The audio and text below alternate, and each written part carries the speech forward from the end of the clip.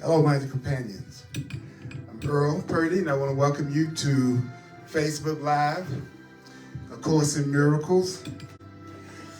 We're going to talk about if you want to have peace and you want to have love, what would be the things that you should do in order to have it? Hope this doesn't collapse on me. It's all wiggly. I'll say it again. Do you want to have peace? Yes. Yes. Would you like to not deal with a whole lot of conflict, anger, guilt, misperception, domination, control, not letting you be? Anybody like to have some peace? Yeah. Okay, because if you don't know why you're here, it won't mean nothing to you. If you don't have a goal, you can't evaluate the best way to handle any situation if you don't know what you want to happen. And do you know that most people do just the opposite? They just hope they'll have the right relationship. They'll just hope that they'll be in the career that's fulfilling. They'll just hope that they will happen to have the kind of health and prosperity and abundance. They just hope that if they're cute enough, that somehow or another, that's going to get them what they want. And that's generally why I believe people focus on the way they look more than the way they think. Because we're in a world where it seems like it's more important about what you have and what you look like than what you think and who you are.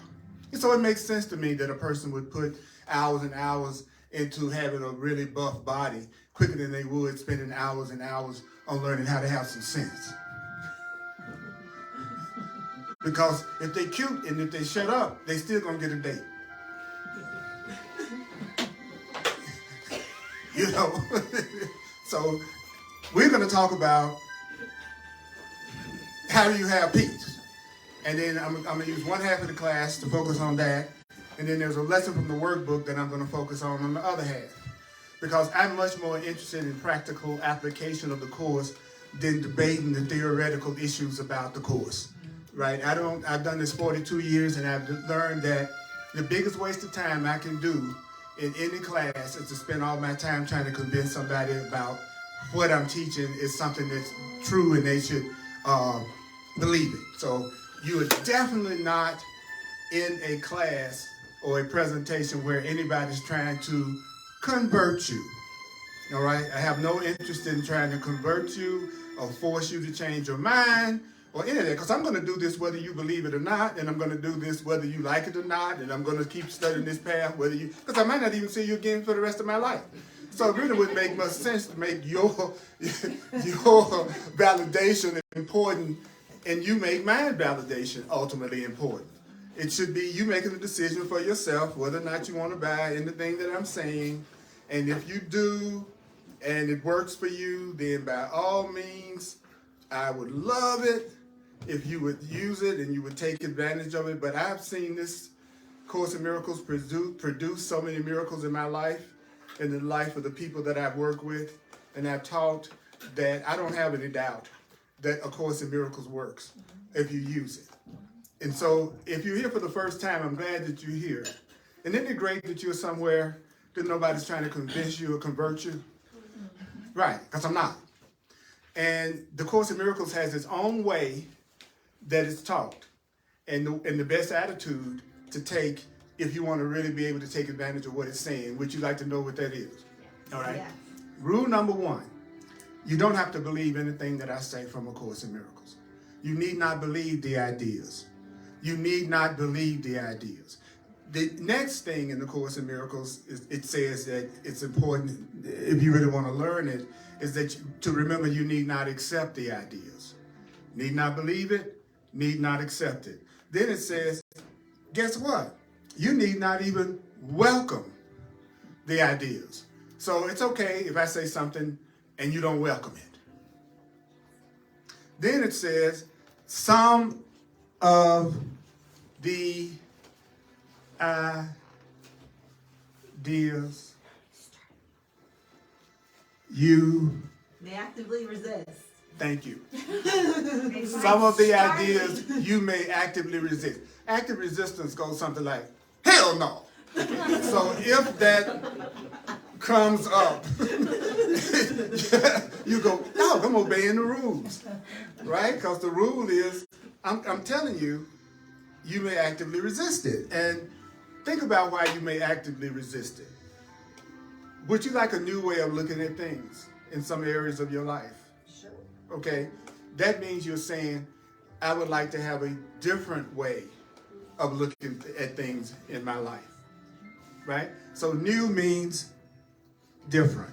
So if I present something to you that's new, then in most cases, doesn't it mean that I'm now presenting something to you that's different from what you already believe, maybe, right? So what are you most likely to do if I say something to you that's different from what you believe? You may experience some resistance just because I'm saying something different from what you think and different from what you believe, even though what you believe is what's producing the life that somebody had to pull you down off the building the other day about. You know, it's your thinking that's producing your relationships, your health, your peace, your career, your spiritual awareness, how much love. Your life is a reflection of your consciousness. It's a reflection of your beliefs. That's what you're looking at all the time. Great. That's good news. So if you're ready to change that, what would you have to do? You'd have to be given another way of looking at it, another way of thinking. So if I do that, though, it's going to probably produce some resistance because it's opposite to what you already believe. If you think you're ugly and I tell you that you're beautiful, you may distrust me and think that I'm out to get something. I'm saying something about you that's not true. So you don't really want to trust what I've said. Why? Because I said something that was different from what you believe. And I hope I do that a lot this hour. I hope I do a lot of stuff. I hope I say a lot of stuff that you don't believe. That, if nothing else, it'll make the class more interesting. Right? You get a little juice on, you know. All right? Then, and I do this every class, so like I say, I always feel like the flight attendant on a plane. You know, I'm giving the instructions. Some people hear it, some people don't because they've heard it before, right? Yeah. But I'm going to keep saying it because unless a person takes that attitude, they're not going to get what this book is saying. They're not going to do it. Get it right. Get it like I want it. That's what I'm saying. That's what I try to do. I try to get it like I want it. That's what we try to do. Right? Don't you try to get it like you want it? Yep. Don't you try to get it like you want it? Yes. Thank you. Guess what? I'm a human being just like you. We can talk to each other. It's all good. It's all good. I know I'm meeting your representative right now. I know that. I know that whenever we come in group situations where we don't know people, they meet our representative, our outer persona that we show everybody. But I know that you be twerking in private.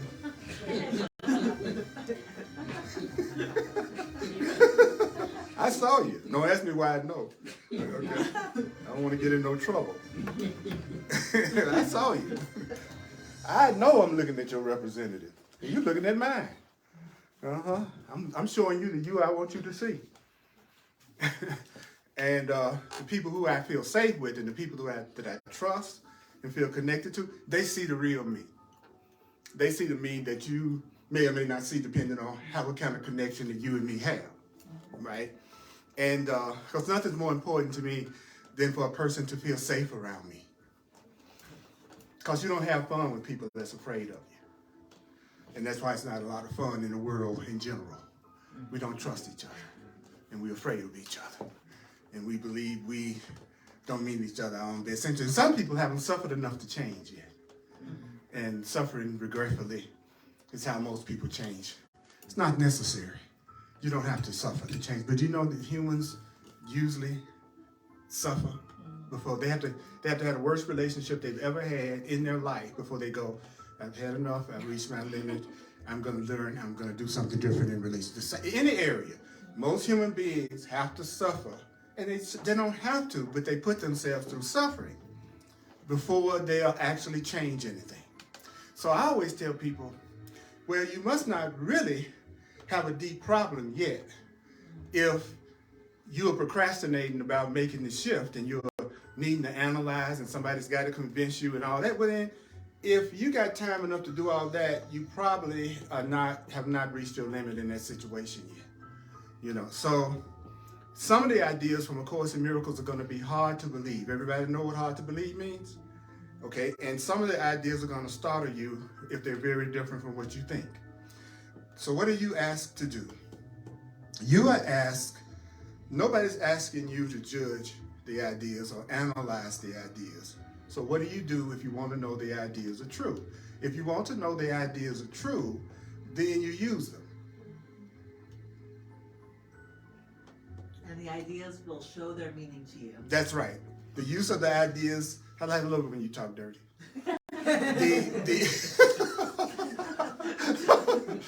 You better than the 900 number. You ain't with the ideas, I show you that. I love it, you know.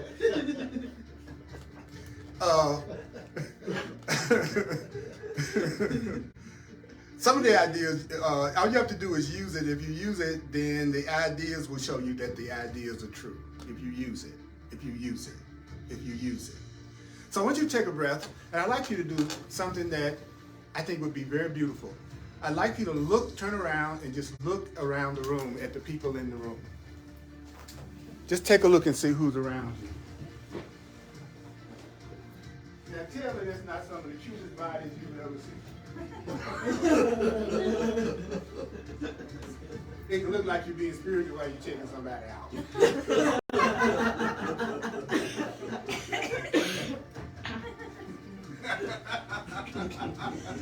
You get a chance to feel like you all hold in everything, you know. And if you don't know how to have same loving relationships, do them a favor and don't date them. Anybody that you see in here, do them a favor and don't give them your phone number because you want to date them. If you know your history in relationships, my ego has messed with me. I've never turned things down so many times that I refused to do it. It's like, I want to be heard. You will not. You will not.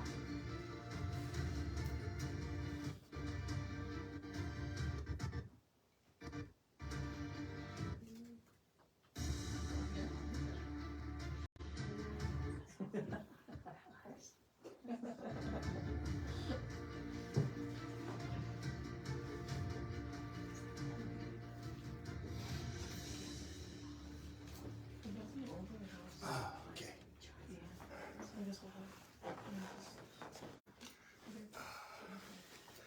So, if you got the book, we're going to be on page 106 in the text.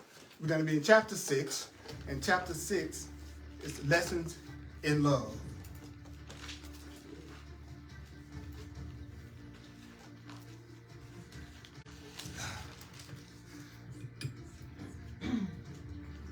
So what do you do if you want to have peace? He said, well, if you want to have peace, you got to teach it to learn it.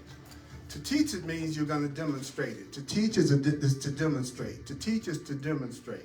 So if you're going to learn something, you have to teach it. That means you have to demonstrate it. So I want to have more peace in my life. And the Course says peace means total fulfillment.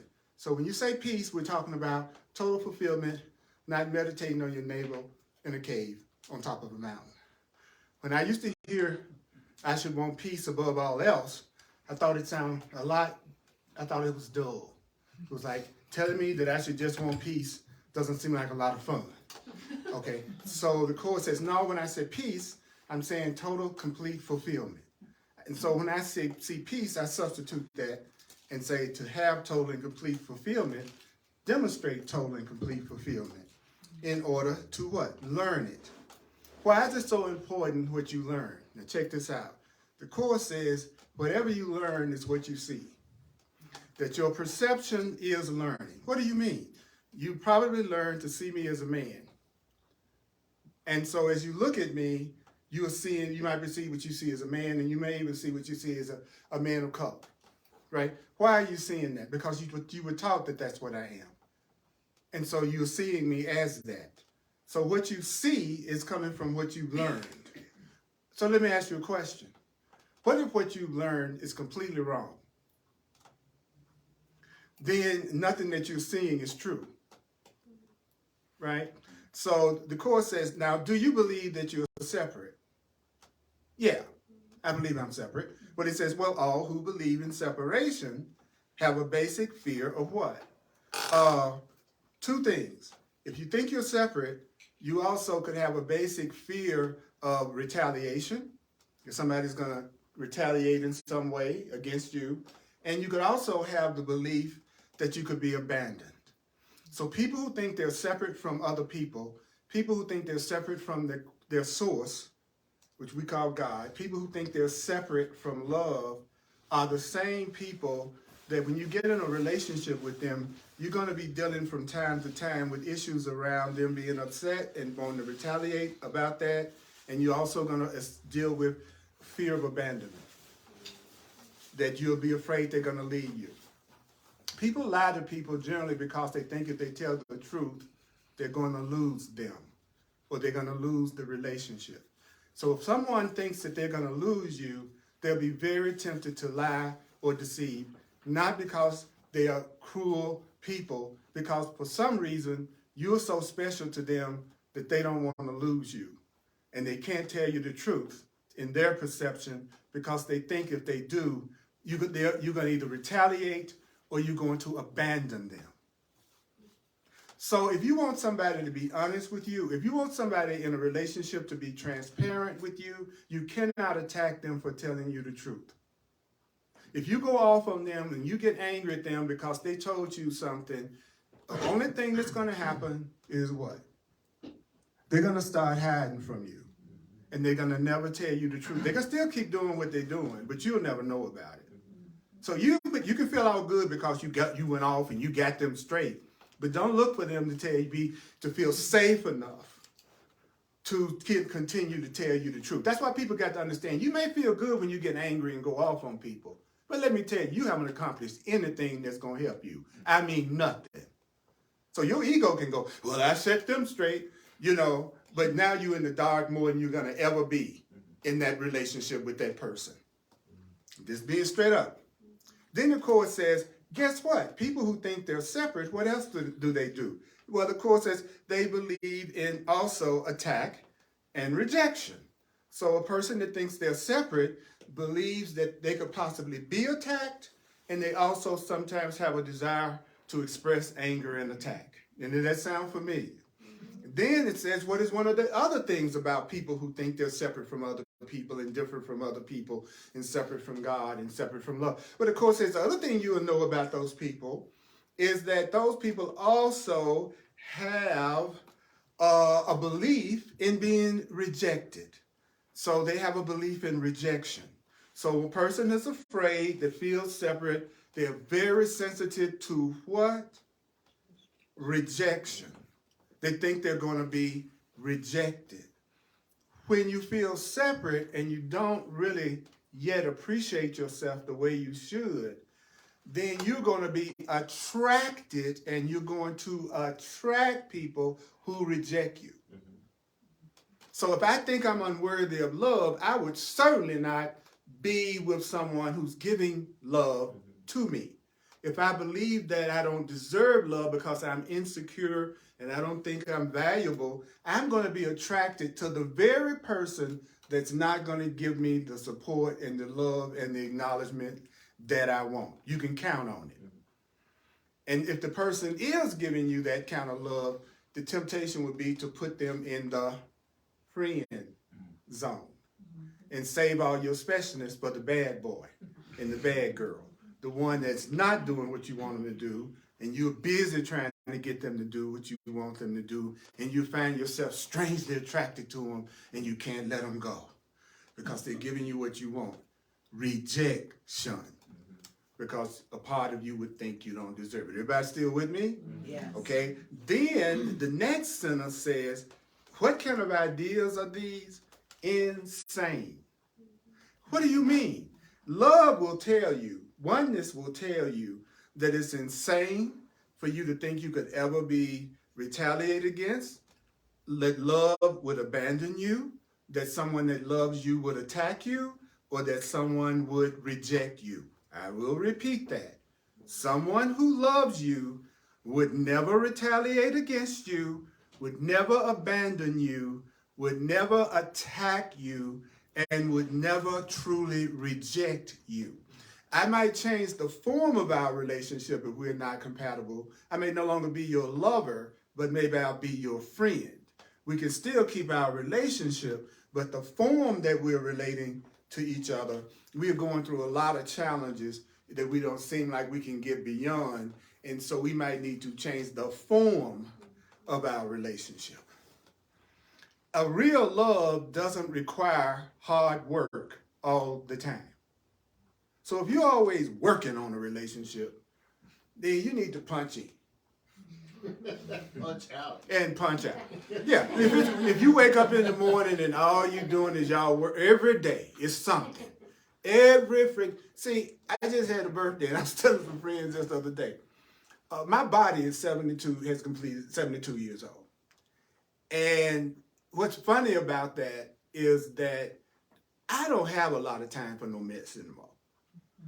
I'm going to tell you the truth. I do not have any time for any kind of somebody trying to change Earl so that they can be happy by making me into whatever they think I need to be in order for them to love me or to be happy with me. When you get, my days and months seem like seconds to me. The year 2022 felt like 2 months. And that's a combination of the fact that there is not as much time in the body ahead of me as there is behind me. And it's also because I'm having a damn good time. And when you have joy and you're having a good time, what happens? Time seems to do what?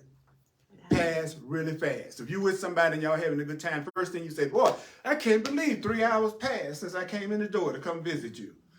So the more you have joy, the faster time moves.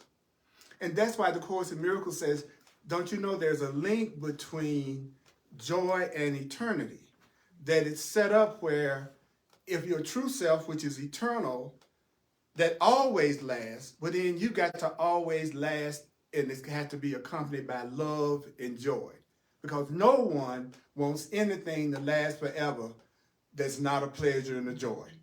Does that make total sense? So of course, it was spirit, what you really are then must be linked to joy and happiness, or else you wouldn't want it to extend forever. So when you're in relationships and all you are doing is attacking each other, then you are listening to insane ideas. And insane ideas are the result of dissociation and projection. I'm seeing myself as separate from you, and I'm projecting all of my issues, thoughts, beliefs, and fears onto you. I'm afraid, so I see you as afraid. I'm not trustworthy, so I see you as not trustworthy. I have selfish thoughts, so I call you selfish. But it also means if I see myself as loving, I'll also see you as loving. And if I see myself as a peaceful person, I'm much more likely to notice what's peaceful and beautiful about you than I'm going to notice what's wrong with you. Because the mind is a projection screen. Your world is a projection screen. Your mind is the projector. So you're literally, just like when you go to a movie, when you open your eyes and look at your life, you're looking at a projection of your own thoughts in your own mind. So if you didn't like a movie, would you go up to the screen in the movie theater and try to change it? Or would you say, let's go to the projection booth and put another film on? Which one would you do? Huh? Which one? You go to the projection booth, right? Right? Well, that's the same thing that's true about us. If you want your life to change, don't be trying to change the screen. That's everybody in front of you and in your life, and you're going to try to make them different so you can be happy. Because that's like me going up to the screen in a movie theater thinking I'm going to change the movie. That's the world. The world is the person who's denying that they're the projector, getting upset about what they're seeing on the screen and seeing themselves as a victim of what's happening on the screen. So they're expecting the screen to change instead of their mind. I know you don't do any of this, but I just wanted to run it down to you all. Just, yeah, because people were looking at me like, really? What? Right? And I'm taking it slow because all you need is one sentence. Hear one thing I've said today, and take it. Then people go, well, how do I change my mind? Good question. You have to be shown how to do it. How can I be shown how to do it? Well, you use the instruction manual that will show you how to do it. So for me, since my path is the Course in Miracles, and it has a workbook in the book. It's 3 books in one. It's a text, a teacher's manual, and a workbook. The workbook is what makes the promise of your total peace possible. What people try to do is skip over the workbook lessons that change their mind and expect just because they have the intention of changing their mind, that's the same as having mastered changing your mind. So I come and listen to what you say, Earl, and because I heard that I should change my mind, I'm going to walk out the room and say, this class was a good class if all of a sudden I've changed my mind because I heard I should. And so I'm telling you that your life could be 1,000% easier if you were willing to listen to how to have a change of mind. Or when you really wake up spiritually, you will let your mind be changed for you by something that loves you and is more infinitely wise than you are. That's what the smart person does. The person that's not so smart, they'll learn that their thoughts are creative and that they are responsible and that they're creating their reality. But you know the dumb thing that they do after they learn that? They still just come up with their own ideas of how they think they ought to be happy. So they just come up with a new set of ideas that they think that they should be using in order to be happy, rather than going, I'm going to go to an intelligence greater than mine, and I'm going to ask it to show me how I can allow my prosperity, abundance, joy, and happiness. See, it's about allowing. It's not about getting, and it's not about making. It's about allowing. Allow that loving relationship to come. Allow that abundance to come. Allow that companionship, because you don't really know how blessed you are yet in most cases. So the Course says, what you teach, you are what you teach. You are what you demonstrate. Actions speak louder than words. Guess what? It's quite apparent that you can teach wrongly. And it's quite apparent that you can teach yourself wrong. So I'm going to tell the truth to y'all. Look, I can teach myself wrongly, and guess what? I can teach myself wrong. Then man goes, well, how do you know when you're teaching yourself wrongly? And how do you know when you're teaching yourself wrong? You're full of fear, anxiety, guilt, sickness, a belief in lack, and generally scared. So you are teaching yourself wrongly. So rather than argue with that, what I do is I just admit it. I just go, okay, I'm out right now. It was a situation that came up between me and someone just the other day, right? And it could have been an ego negative thing that could have happened, right? And what was happening, they asked me what was I thinking, and I said, I'm not thinking anything that's true. I knew that whatever I was telling myself in that particular moment was a distorted perception of what was going on. Why? Because I didn't like the way I felt. I wasn't feeling good. I wasn't feeling peace about it. I wasn't feeling peace about it. I wasn't feeling peace about it. And if you're not feeling peace about something, if you're not feeling peace about something, if you're not feeling peace about something, do you know if you're not feeling peace about something, there's something in your perception of it that's incorrect. But people most want to be right when they're mad. Isn't that interesting about people? It's when they're most upset that they're most likely to say, oh, I know, see, this is the real you, right?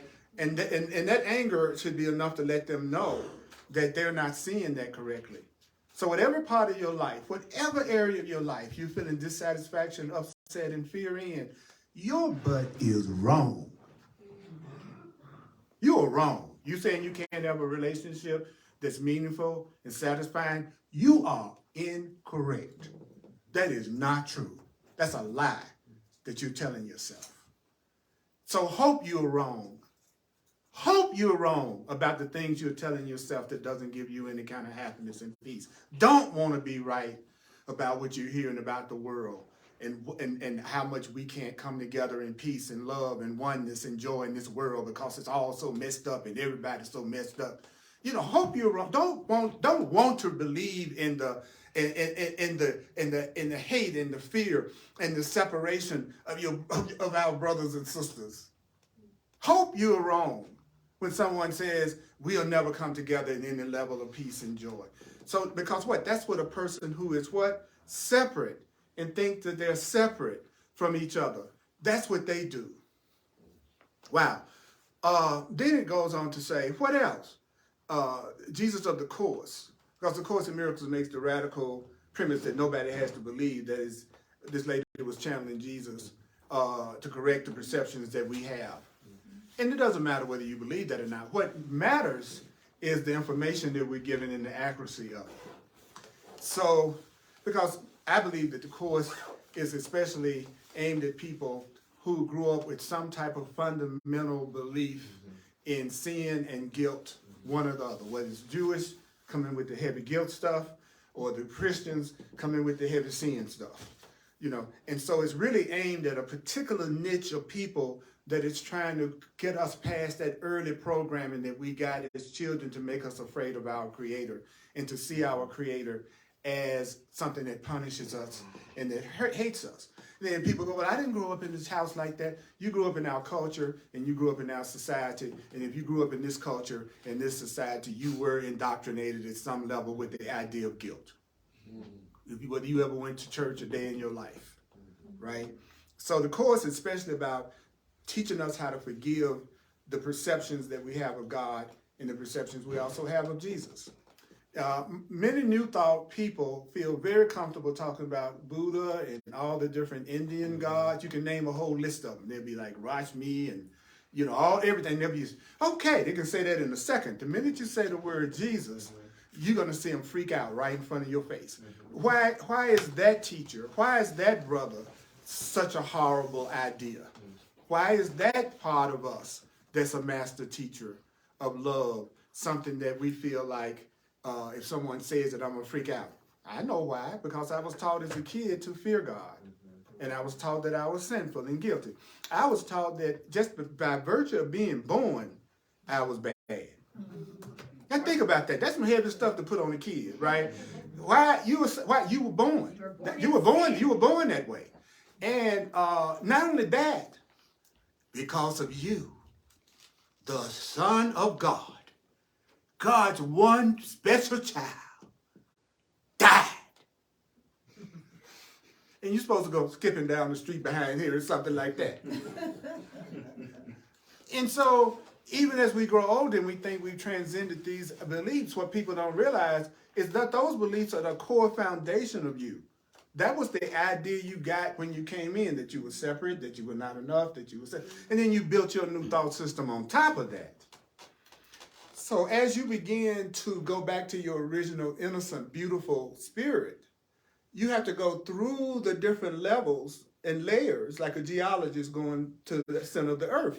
The deeper they go in, are they not seeing the earlier periods, right? So when you start doing your inner work, you're not going out, you're going in.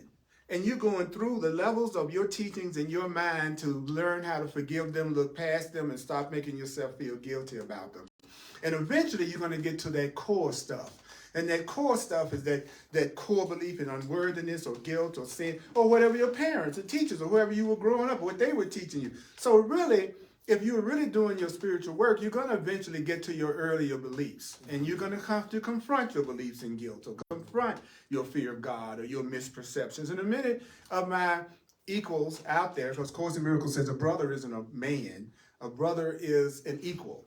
That don't confuse these terms with meaning what you thought that it means. If it says son of God, it's not talking about a man. It's talking about a creation of love. But it's using the terms we learned to help give us new interpretations of those terms. So that when you're watching somebody on TV, or you're hearing stuff in terms of preachers or ministers, you can give it all a new interpretation. So the Course in Miracles says, many thought I was attacking them, even though it was apparent I wasn't. Right? If you know anything about the Bible, it looked like people get really upset with what Jesus was saying. He says, well, many thought I was attacking them, even though it was apparent I wasn't. But guess what? An insane learner learns strange lessons. So if you're insane, now let's get clear about who's insane. Well, who's insane? He said, well, who's insane is the person that believes in retaliation, abandonment, attack, and rejection. That's the insane mind, right? So he says, so many thought I was attacking them, even though it was apparent I wasn't. An insane learner learns strange lessons. And we have learned strange lessons. What else? He says, what you must recognize, what? What you must recognize, what? What you must recognize, I'm the divine repetition teacher, drives people crazy who's not ready for that. What you must recognize is that when you don't share the way a person thinks, you're weakening it. So when you don't believe what I'm telling you, in a sense, you're weakening it. And every time someone tells you something and you don't believe it, you're weakening their thought system. So the Course in Miracles says, that's why, look, this is so deep. He says, what you must recognize is that when you do not share a thought system or a way of thinking, what's happening is that you're weakening that way of thinking. Those who believe in that way of thinking that you are not believing, therefore perceive you not believing what they believe as an attack on them. So as soon as you tell me something and I disagree with it and I don't believe it, there's a part of the mind that feels an attack. Have you noticed that? Mm-hmm. That if you share something with somebody and they go, I don't believe that, it's a part of us that go, ugh. You know, because whenever you don't share the way somebody thinks, then you're not strengthening that way of thinking. So I'm not going to strengthen the idea of fear by joining in with a whole lot of fearful thoughts. I'm going to share thoughts of love, thoughts of peace, and thoughts of joy, because everything is coming from ideas.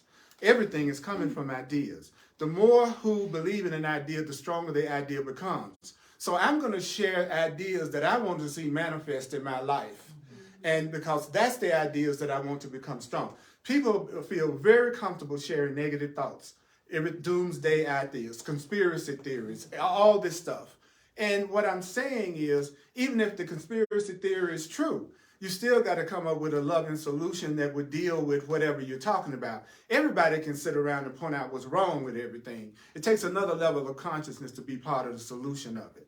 But it's funny how people can think because they always point out what's wrong with everybody and everything, that somehow makes them a more conscious, superior person.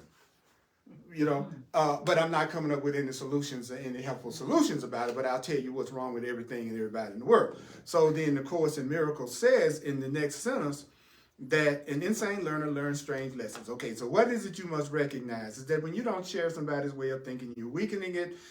Those who believe in it, they're going to see you as attacking them. And why is it that people feel like you're attacking them when you don't believe what they believe? He says because everybody identifies themselves with what they think. Everybody thinks they're what they think. Everybody thinks they are what they think, and every thought system centers on what you believe you are. So the way a person thinks is centered on what they believe they are. So if I believe I'm separate and I believe I'm not loved and I believe I'm not what I am, then I'm going to have thinking that supports that. My thinking is always going to be a reflection of what I believe about myself. If I believe I'm valuable, my thinking is going to support the idea that I'm valuable. If I think I'm not valuable, my thought system is going to support that. So if you think you're not valuable, if a person thinks they're not valuable, if a person thinks that they do not deserve love and you give them love, then the same rule applies. They're going to be to believe that you're lying to them or you're trying to deceive them, or they're going to have suspicions about what you're saying because their belief is that you're not worthy. They're not worthy. Their thought system is based on the fact that they're not worthy, and you're not sharing that. So they feel kind of afraid because in a sense it's almost like an attack on them, because I know how to manipulate around my world believing that I'm not enough. I've learned how to manipulate around my world thinking that I'm not beautiful or not powerful or not. I've built a whole world around that idea. You're not sharing that idea. You're introducing the idea that I am valuable. I don't know how to deal with the idea that I am valuable and that I am loved. So now I'm frightened because now I don't know how to live that way. So sometimes people who are miserable are stay in their misery for what reason? The familiarity with it. The world that they built around that idea is more important to them than the new way that you're trying to give them right now. It is threatening. So they'll feel more threatened by somebody that's being kind to them, and they'll be more open to the person that's not. That's why when you do what I do as a spiritual teacher or consciousness raised and all this kind of stuff, then I'm the first one that people suspect. Because I'm saying something totally opposite to what they might think about. So I'm trying to get their money, or I'm deceiving them, which is hilarious. And I'm deceiving them some kind of way because I'm trying to be loving. And so therefore, I got to be suspicious of your motivation. So what I'm glad about is I'm smart enough to know that if I meet somebody and that's the way they react to my being kind and loving, I do not want a special intimate relationship with that person. I am asking for drama. They're going to work my butt too hard to get close to them. And they'll abandon me in a hot second when they think I'm not fulfilling their script. So with the Course in Miracles, it teaches me how not to get in situations in the first place that cause me pain, rather than to get in the situation and then spend all my time trying to figure out how to get out of it. So I know that if you don't trust me and I'm being loving, you're the one that's not trustworthy, not me. So what you're telling me is I shouldn't get in a relationship with you or a friendship with you because you're rooted in what? You're rooted in retaliation, abandonment, attack, rejection. So I know you're full of insane ideas. I know that the more love I give you, the more suspicious you're going to act.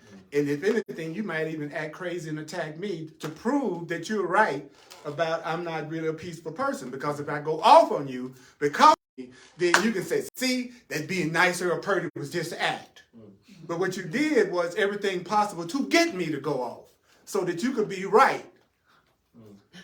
Don't that sound crazy when somebody the Course in Miracles says, as long as you hear bits and pieces of the way you all think, it will seem to make sense. But if anybody puts the way you all think together in one cohesive thought system and say it back to you, you go, what the hell? But you know we do it. That's what's so funny about it. Y'all, you know that you've seen, okay, it came back.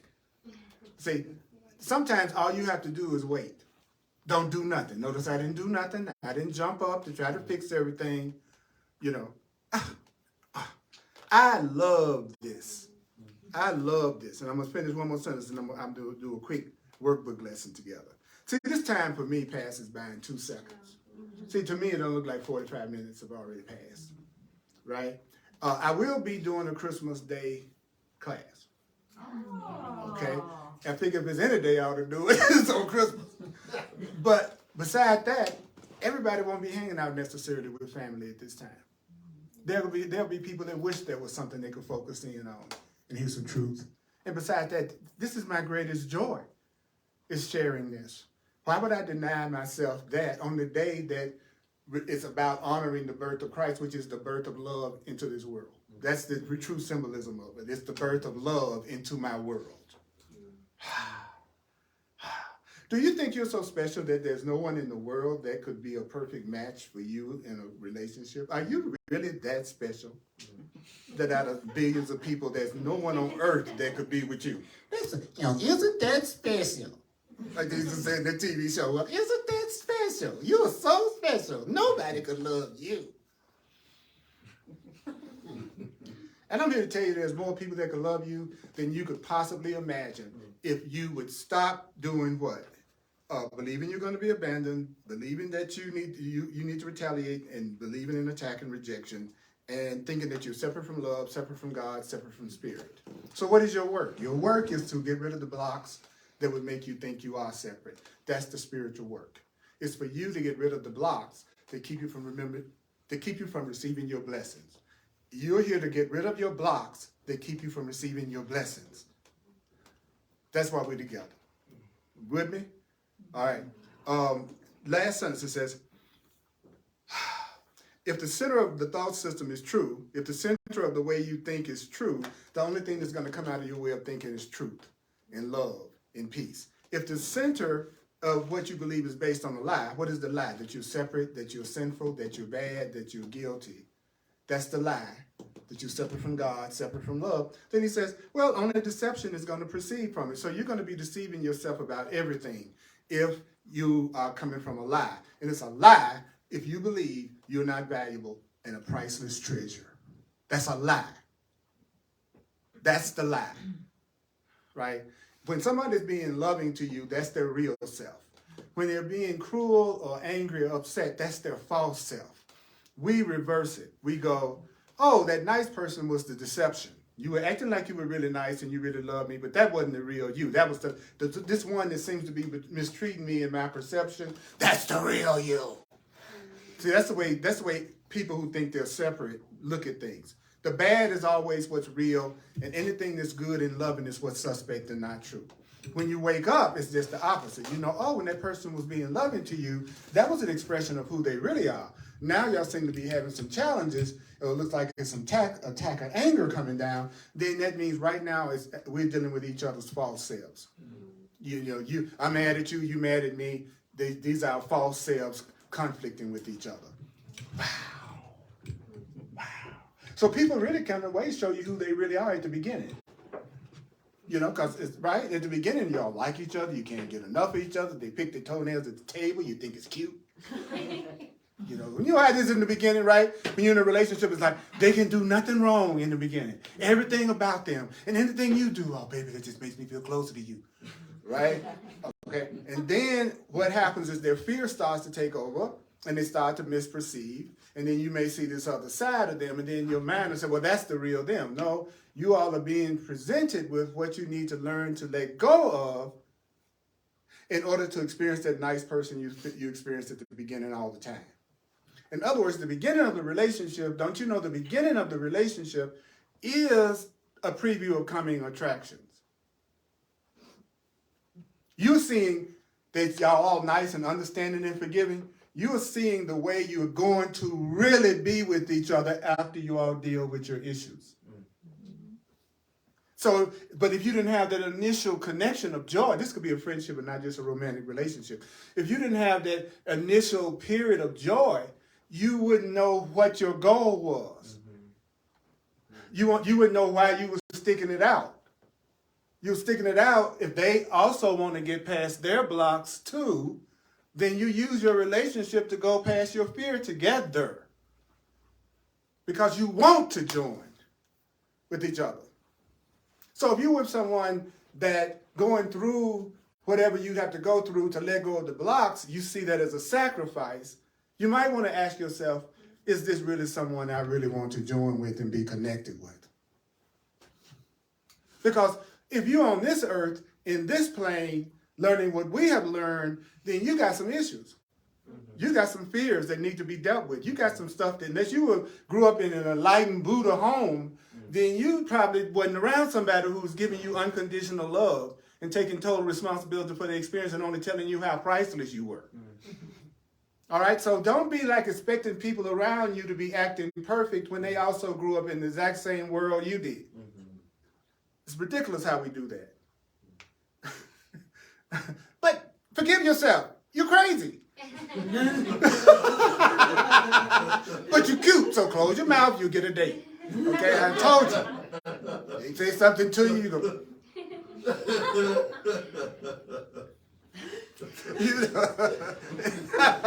And laugh more. You know, nobody wants to be around a downer, right? So, I love this. Okay, so what I'm going to do is, let me see. Actually, all right. Okay, here we go. I'm going to do lesson 24 in the workbook.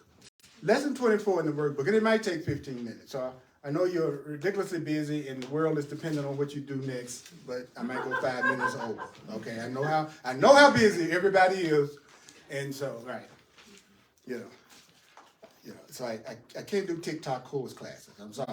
It's going to take more than 12 seconds for me to get a point across, which we're being programmed to only have an attention span of 12 seconds, but we don't get that either. That's why it's created this society now that everybody expects instant gratification of everything without having to put any time or effort into it, right? It's really funny how we're programming ourselves without even knowing it. It's ridiculous how we're being programmed and don't even know it. You know, stop being a sheeple. Stop being a sheeple. Stop being sheep. that's letting everybody dictate to you what's valuable, what's not, what's beauty, what's not, what's love, what's not, what you should be doing, what you should be wearing, what's really important. You know, those are sheeples. That's what I call them. You just do whatever the society tells you to do, however it tells you to do it, and then you jump on that train. Sheeple.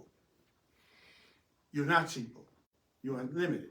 So I do not perceive my own best interests. I do not perceive my own best interests. Of course, I want you to say that whether you believe it or not. So I want you to say to yourself, I do not perceive my own best interests. Then it goes on to say, do you know that in no situation that comes up in your life do you actually realize the outcome that would make you happy? What does that mean? He says, you don't really know what would really make you happy. Okay, that's rule number one. If you want to be happy, realize you don't know what does it. That's reasonable. Right? Then the next thing it says is, therefore, if you don't really know what's going to make you happy, then you don't really have any guide to appropriate action because you don't really know what's going to make you happy. So you don't really have a guide about how to go about doing that. Okay, that makes sense. Then that means you have no way of really judging the result. That makes sense. So then with the course you go, now what did that mean? Keep reading. He's going to tell you another way. In other words, what you do, what is it determined by? What you do is determined by your perception of the situation. So however you act is determined by how you see it. Okay? How you see me determines how you act toward me. If you see me as a kind person, you act like I'm a kind person. If you see me as a threat to you, you act like that. So how you see things is determining is determining your perception. What you do is determined by your perception of the situation. But if you're not happy and you're afraid and you're angry and you're upset, you are wrong. So stop trying to be right more than you want to be happy and admit that there may be some areas of your life right now you are just flat out wrong. And I'm willing to admit that, and I know exactly what those areas are. Those are the areas that I have fear and conflict in.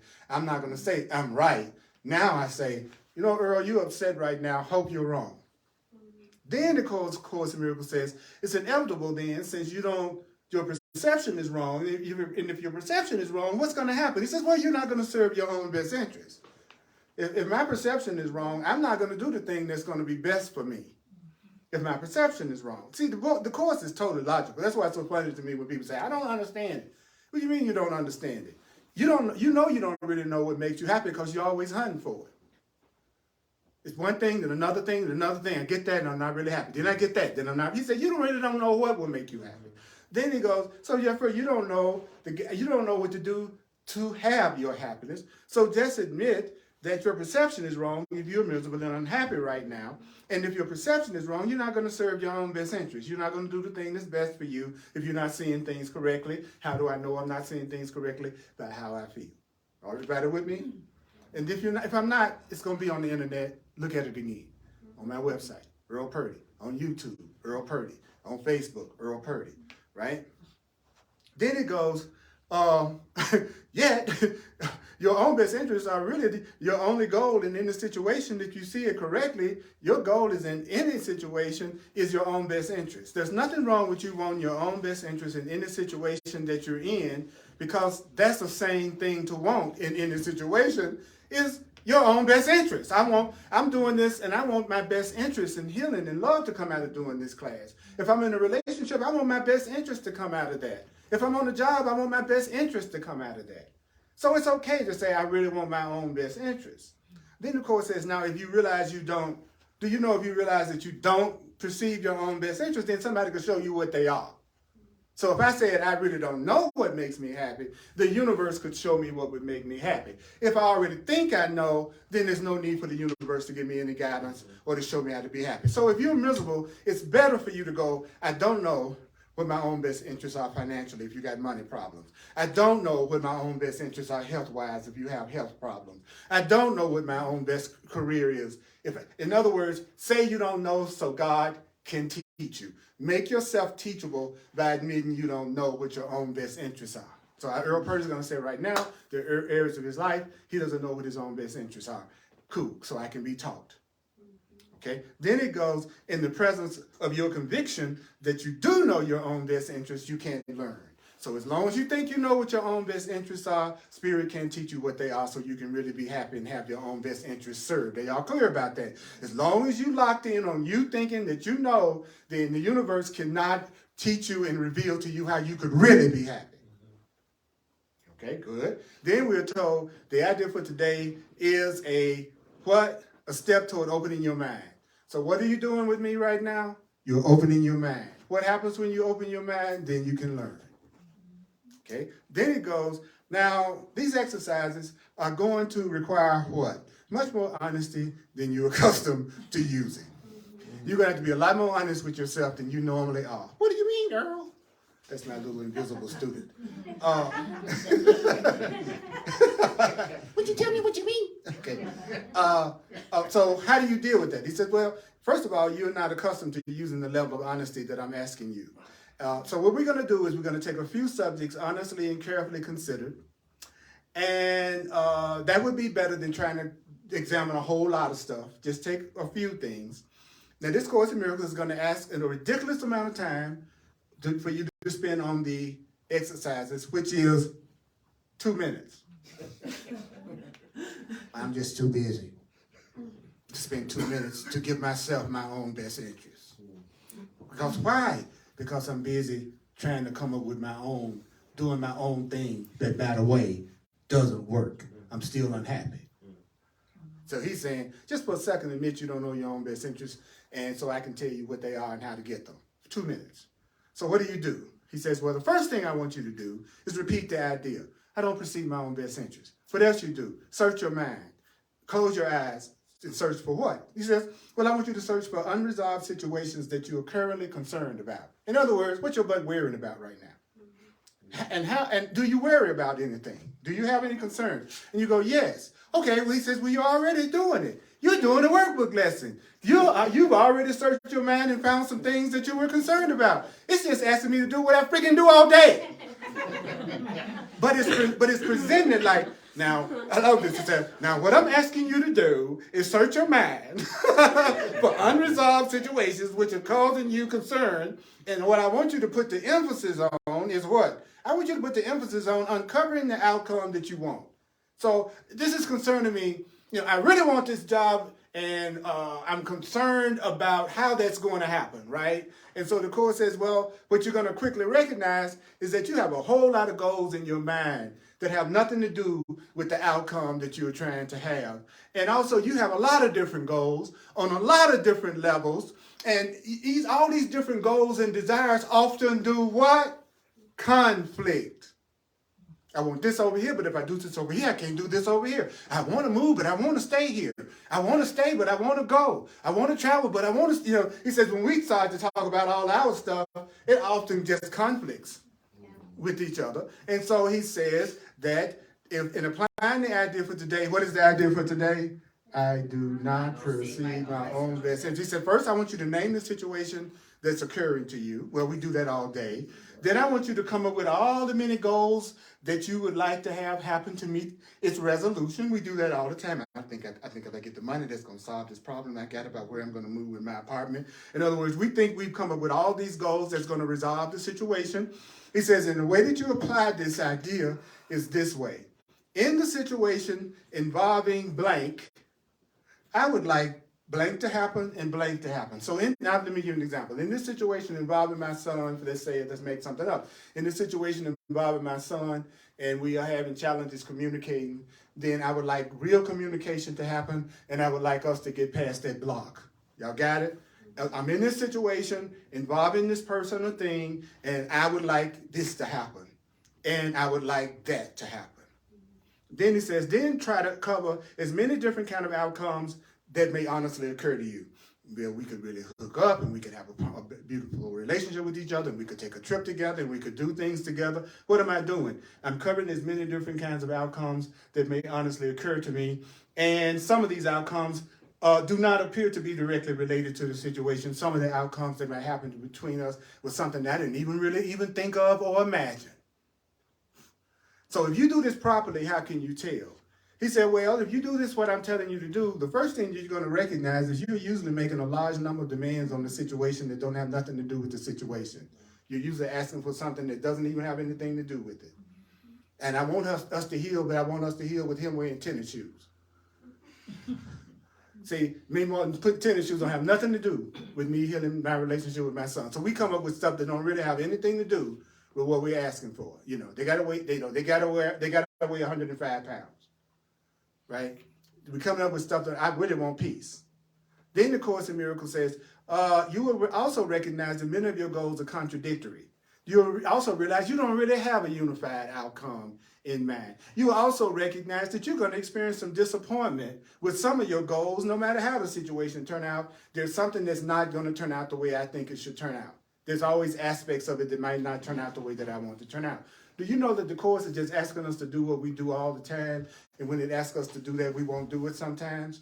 Even though it's not asking us to do anything that what we don't do. You were doing it and I was doing it probably before you ever walked in that door. You were doing that. You were thinking of things you wanted to happen to you. You were thinking of outcomes that you wanted to have. And we were doing it. In the book is saying, I want you to do that. He says, then after covering the list of as many hoped-for goals as possible, for each unresolved situation, for each situation that you still are worried about, you still got some kind of issue, he says, it crosses your mind. I want you to say to yourself, after you get through worrying, after you get through being concerned, after you get through judging, he said, I want you to say, I do not perceive my own best interest in this situation. So the thing that's concerning me right now, I'm being told to say, I do not perceive my own best interest in this situation. So every time you have something that you're worried about, something that's upsetting you, some negative thought that you are telling yourself, what should you do? You should tell yourself, I don't perceive my own best interest in this situation. I don't know what's the best thing for me to do for myself in this situation. That's the lesson. And then people will tell you, I don't have time to do that. I don't understand that. And that is as simple as you could possibly get, because we do it all the time. We're thinking about what we're upset about. We're coming up with our goals. We're coming up with the things that we think is going to make us happy. And he says, okay, good. That's part one. If you're worried, if you're concerned, if you're always setting goals and things seem to be disappointing to you, when you get through doing that, don't repress it. Don't repress what you're worried about. Don't repress what you're concerned about. I'm not asking you to be positive if it means repressing what you're really feeling. What I'm asking you to do is, after you do what you always do anyway, which is part one, all I'm asking you to do, Earl, the only thing I'm asking you to do, Earl, is to say, I do not know my own best interest in this relationship. I do not know my own best interest in this circumstance I'm in right now that I'm worried about, concerned about, angry about. I do not perceive my own best interest. I'm in this relationship with you, and the first thing I want you to know, I don't perceive my own best interest in this situation. I do not perceive my own best interest in this situation. In this situation that you are unhappy about, that means your perception is wrong. You've forgotten what the truth is. You need to be reminded what the truth is. You're totally innocent. You're totally loved. But you need to tell yourself you don't perceive your own best interest in this situation or relationship, so the universe, spirit, can teach you and give you the instructions and the healing and the help that would allow you to have this situation be for your own best interest. Now, is that going to happen if you don't give your spiritual path any attention and study? No. You can sit up here in this room and you can listen to me and then walk out of the door and do what you've always done, which is don't tell yourself you don't perceive your own best interest, but still be worried and concerned and just as much and setting goals just as much. But until I go, I do not perceive my own best interest, then that's my way of letting spirit know I'm willing to surrender this and allow you to be in charge and allow you to teach me. Because I'm admitting I don't know what to do. I don't know what my best interests are. And people say, then what? It's always funny when people tell me, then what? I said, you haven't done this yet. See, you're already ready to jump over into what you're going to do, but you never said the lesson twice. It's what happens with most people. It's so funny. They go, okay, well then tell me what to do. I just told you what to do. What do you mean? I just told you what to do. That whenever you get through with your worry and concern, admit to yourself that you must be wrong, because if you were right, you wouldn't be unhappy in the first place. So if you are unhappy about anything and you haven't been able to find a happiness that lasts, you don't really know what will make you happy. So why don't you admit you don't know? Which means you don't know what your own best interests are. If you don't know what your own best interests are, you won't know how to behave in any situation that you're in. If I know my own best interest is not to yell out in a gathering in a church, then I'm going to do it. If I know it's for my own best interest not to do it, I won't do it. So it's until I know what I want that I can start making decisions and evaluating what would be best for me to do. So if I'm unhappy, why don't I help myself get to happiness by telling myself I don't really know what makes me happy. So the universe can tell you what to do in order to have happiness. And then people go, well, what is it that the universe is telling me to do in order for me to have happiness? Tell yourself, I do not perceive my own best interest. Just do that much, rather than going through, what should I do next? What should I do next? Just tell yourself, I don't perceive my own best interest, and start and watch what starts to happen in terms of the universe or spirit beginning to give you instructions and synchronicities and help that would get you moving toward the direction of your happiness. So please, do not judge the validity of what I just said and you haven't tried it with any kind of consistency. And it's okay if you don't. It's fine. Some people are ready to do it today. The Course taught me, said, you know, when people use the advice that you give them, they'll use it when they see how to benefit them. They may not see it how it will benefit them when you first give them the information. So if you are expecting people to always change as soon as you say the thing that you think is going to be helpful to them, that's not a realistic perspective. They're going to change their mind when, first of all, when they see what you told them is a blessing and not a curse, and they're ready to use it. So most solutions are very seldom accepted on the spot. But the once you give a person a solution, you've also given them the benefit of the solution. If I said the solution to you having a glass of water is going to the kitchen and you're not ready to believe that yet, I actually gave you the outcome at the same time I gave you the answer. If you do go to the kitchen, you will get a glass of water. It's there waiting. But you got to follow what I just told you to do it. You may not be ready to get a glass of water right now.